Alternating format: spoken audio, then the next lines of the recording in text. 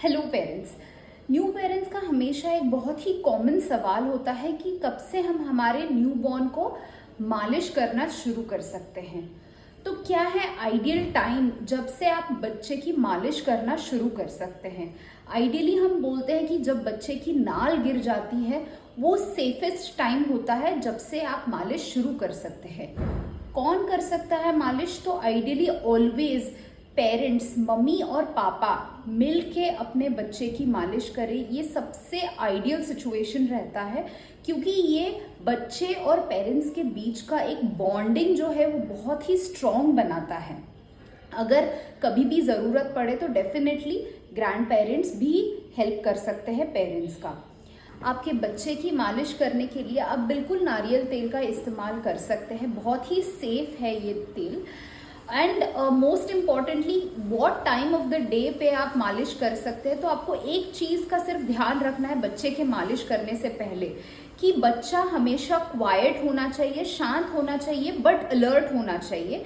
And at least जो पिछला आपका फीड जो आपने दिया हो बच्चे को, तो उसमें और आपके मालिश में एटलीस्ट 1.5 आवर्स का गैप होना ज़रूरी है। क्या है फ़ायदे बच्चे के मालिश करने के? तो सबसे इम्पॉर्टेंट चीज़ है कि मालिश का जो प्रोसेस है वो बहुत ही सूदिंग रहता है, बहुत ही रिलैक्सिंग होता है, सर्कुलेशन इम्प्रूव करता है बच्चे का। वैसे ही बच्चे के physical and emotional stressors relieve करने के लिए बहुत काम आता है, जिसके कारण बच्चे का स्लीप पैटर्न, स्लीप रिदम जो है बहुत इम्प्रूव होता है। बच्चे का टेम्परेचर मेंटेन करने की जो क्षमता होती है वो इम्प्रूव होती है, थर्मो रेगुलेशन जिसे हम कहते हैं। वैसे ही बच्चे का वेट गेन होना शुरू होता है। मालिश करने से, जैसे मैंने पहले बताया था, पेरेंट्स और बच्चे में बहुत ही स्ट्रॉन्ग बॉन्डिंग क्रिएट होता है। वैसे ही उनके हड्डियों के ग्रोथ के लिए बच्चे का मालिश करना बहुत ज़रूरी होता है। एंड मोस्ट इम्पॉर्टेंटली बच्चे का डेवलपमेंटल पोटेंशियल बहुत इम्प्रूव होता है विथ रेगुलर मसाज।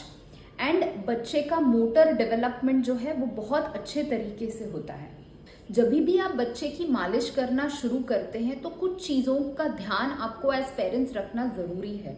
जैसे कि हमेशा नारियल तेल का इस्तेमाल कीजिए, ना कि राई का तेल यानी मस्टर्ड ऑयल या ऑलिव ऑयल, क्योंकि ये दोनों भी बच्चे के स्किन को इरिटेट करते हैं। सेकेंडली, हमेशा जेंटल रहना है बच्चे के साथ। कभी भी ज़्यादा प्रेशर अप्लाई करते हुए बच्चे की मालिश नहीं करनी है। बच्चे को रिलैक्स फील होना चाहिए, सूदिंग इफेक्ट आना चाहिए, कामिंग इफेक्ट होना चाहिए आपके मसाज का, ना कि बच्चा रोना चाहिए ज़्यादा। क्योंकि ज़्यादा प्रेशर जब अप्लाई करते हैं तो बच्चे के बोन्स बहुत नाजुक होते हैं। बहुत सारे पेरेंट्स आते हैं कॉलर बोन फ्रैक्चर लेके अपने बच्चे का ड्यू टू मालिश। वैसे ही बच्चे के कान में और नाक में तेल डालना बहुत ही गलत प्रैक्टिस है, बहुत डेंजरस प्रैक्टिस है। कभी भी ऐसी चीज़ें ना करें, इससे बच्चे को इन्फेक्शन होने के चांसेस बहुत बढ़ जाते हैं। बच्चे के सर का जो नरम भाग होता है वो खुला रहता है हमेशा, क्योंकि उसकी ब्रेन की ग्रोथ होती है। Till 2 years of age 90% of brain growth बच्चे का हो जाता है। तो कभी भी यहाँ पे प्रेशर लगा के मसाज नहीं करना है।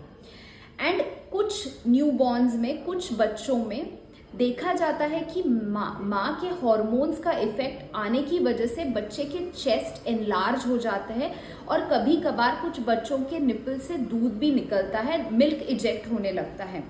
ये सारी चीज़ें बहुत ही नॉर्मल है और अपने आप धीरे धीरे कम हो जाएंगी।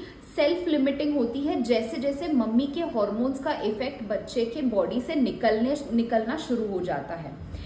बट निपल्स को प्रेस करके, स्क्वीज करके उसमें से दूध निकालना, ये बहुत ही गलत प्रैक्टिस है, बच्चे के लिए बहुत पेनफुल है, बहुत हार्मफुल है। तो ऐसे टाइप के प्रैक्टिसेस आपके बच्चे के साथ नहीं करनी है।